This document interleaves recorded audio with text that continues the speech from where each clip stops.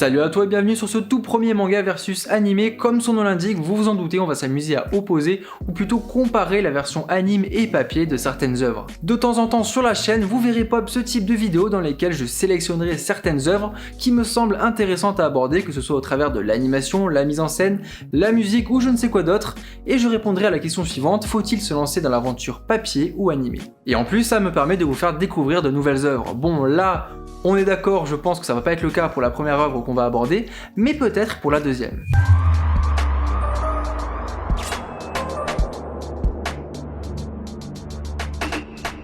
Ah bah oui, Kimetsu no Yaiba, forcément avec 45 abonnés à mon actif, faut bien que j'utilise les bons filons pour percer. Bon, ici je pense qu'on est tous d'accord pour se dire que c'est l'anime qui a sublimé le manga, aucun doute là-dessus. Que ce soit la mise en scène ou encore les musiques, tout est dingue dans cette adaptation de Kimetsu no Yaiba. Mais si j'ai sélectionné cet animé, c'est pour vous montrer que pas mal de points très intéressants sont à noter concernant l'animation. Et surtout vous montrer que l'on peut utiliser la 3D à bon escient. Oui, dans Kimetsu no Yaiba, certaines scènes utilisent la 3D ou fausse 3D. Et j'ai envie d'aborder ce point car pour ma part, j'entends beaucoup trop souvent les gens se plaindre de la CGI. Et ce constat est tout à fait logique, je ne leur jette pas la pierre, il faut le reconnaître, bien souvent c'est assez décevant. Golden Kamuy, l'Astéro Nuyashiki, les Chevaliers de Sidonia, Hajin, Berserk 2016, ce n'est pas beau à voir à un tel point que cela peut même donner naissance à des mèmes. C'est con à dire hein, mais quand on parle de la dernière série Berserk, on pense tout de suite à Guts qui se déplace comme une sorte de crabe. Alors avant de creuser le sujet, de parler des bienfaits de la 3D sur Kimetsu no Yaiba, je pense que définir ce qu'est réellement la CGI,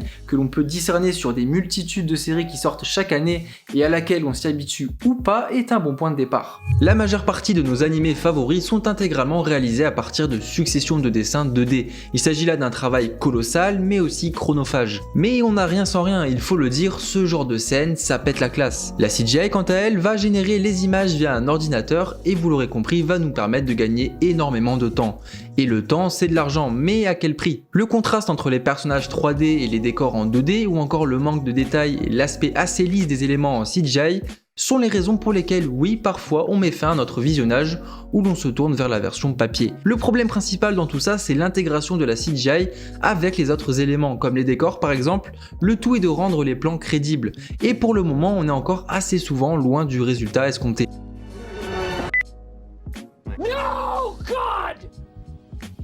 No, God, please, no! No! Et c'est là que nous revenons sur Kimetsu no Yaiba, animé qui a su tirer parti de cette technique, pourtant très redoutée des spectateurs. Si je vous montre cette scène, celle-ci, ou bien encore celle-là, rien de choquant vous me direz, et bien pourtant ces scènes font appel à de la 3D et la série en est truffée. Si bien que par moments on ne s'en rend plus compte, et oui elle est utilisée avec parcimonie. Là où pour les exemples que je vous ai donnés en début de vidéo, les personnages sont animés en 3D bien souvent sur des décors 2D, pour Kimetsu no Yaiba c'est tout l'inverse. Je suis sûr que vous vous êtes dit à plusieurs reprises en matant cet animé, c'est fluide et dynamique, et bien ça c'est en grande partie dû à la 3D. Prenons l'exemple du dernier épisode, l'un de ceux qui m'ont le plus marqué.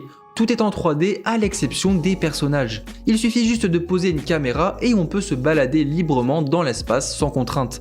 Pour ceux qui ont vu l'épisode, je pense qu'on est tous d'accord pour se dire que cet environnement, je dirais oppressant et à la fois sans limite, donne un ton assez singulier et s'accorde parfaitement au personnage de Muzan, ennemi juré de Tanjiro. Et le fait de plonger nos protagonistes dans un décor 3D laisse libre cours à toutes sortes de mises en scène et permet également de créer des combats assez époustouflants. Et bien entendu, cela rend certains moments bien plus crédibles. En disant ça, je pense surtout au combat opposant Tanjiro et Kyogai.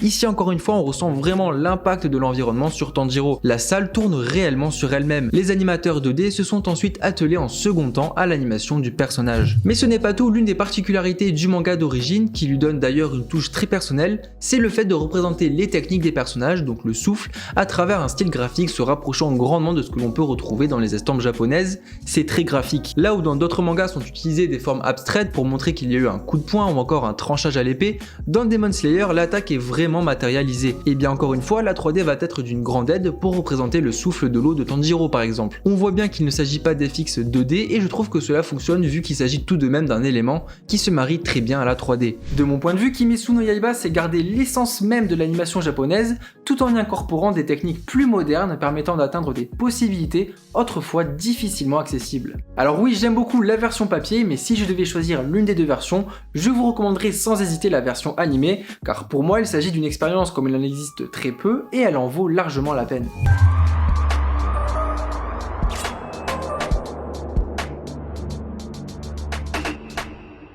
Ah, Levius, l'un des mangas les plus atypiques que j'ai pu lire jusqu'à présent, mais aussi un manga qui mérite bien plus d'attention, et c'est pour ça aussi que je vous le présente aujourd'hui. Quand je dis atypique, je veux parler de la patte graphique de Haruhisa Nakata, mangaka ayant créé Levius. Classé dans la catégorie seinen, il est publié depuis 2012 et nous plonge dans un univers mélangeant steampunk et arts martiaux, qui s'apparente au premier abord à la boxe mécanique. Et oui, effectivement, Levius peut faire penser à Megalobox, mais détrompez-vous, ce sont deux histoires et deux univers très différents. Levius nous plonge au cœur du 19e siècle de la nouvelle ère. Après une guerre dévastatrice qui a tué son père et plongé sa mère dans le coma, le jeune Levius Cromwell vit avec son oncle Zack. Dans la capitale, un nouvel art martial fait fureur, la boxe mécanique. Des lutteurs équipés de membres mécaniques s'affrontent violemment dans une arène et Levius va y révéler d'étonnantes prédispositions. S'annonce alors un combat au sommet qui pourrait bien avoir des répercussions sur l'avenir de la civilisation. Vous l'aurez compris, le vrai combat que va livrer Levius n'est pas dans l'arène, mais ça je vous laisse le découvrir par vous-même. Alors pourquoi avoir choisi Levius? Tout simplement car il fait partie des mangas possédant une adaptation animée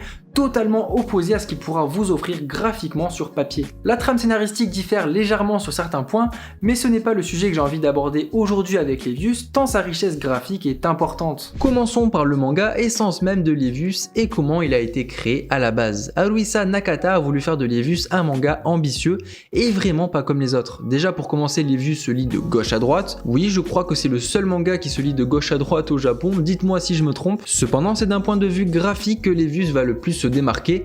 Êtes-vous déjà tombé sur une planche comme celle-ci? Pour ma part, ce n'est pas le cas. Haruhisa Nakata crée ses planches avec une approche très cinématographique. Je dis ça car il va imiter le comportement de réelle caméra. Vous voyez par exemple sur cette planche, il va reproduire l'effet de mise au point. Sur la case de gauche, la mise au point est faite sur Levius, qui est ici au second plan. De ce fait, le public à l'arrière au troisième plan, ainsi que l'homme à terre au premier plan sont floutés. Ici pareil, hélicoptère légèrement flouté, ou encore celle-ci avec Zack, l'oncle de Levius, en arrière-plan. Levius se veut très proche du réel et c'est très réussi, mais ce que je trouve intéressant, c'est que malgré cette intention graphique, le style de Haruhisa Nakata ne va pas hésiter à tordre les personnages, les abîmer, assurer dans tous les sens, jusqu'à rendre certaines actions très abstraites qui pour le coup s'éloignent du réel. Et c'est ça qui est fort, c'est ce mélange qui fait de Levius un manga très original sur la forme. Et en plus le dessin accompagne totalement le propos. Bon, je vais peut-être être à côté de la plaque avec ce que je veux dire, ou peut-être que ce n'est pas du tout l'intention de l'auteur. Levius est avant tout une histoire mettant en scène des combattants qui n'hésiteront pas à sacrifier leur corps, voire même leur vie,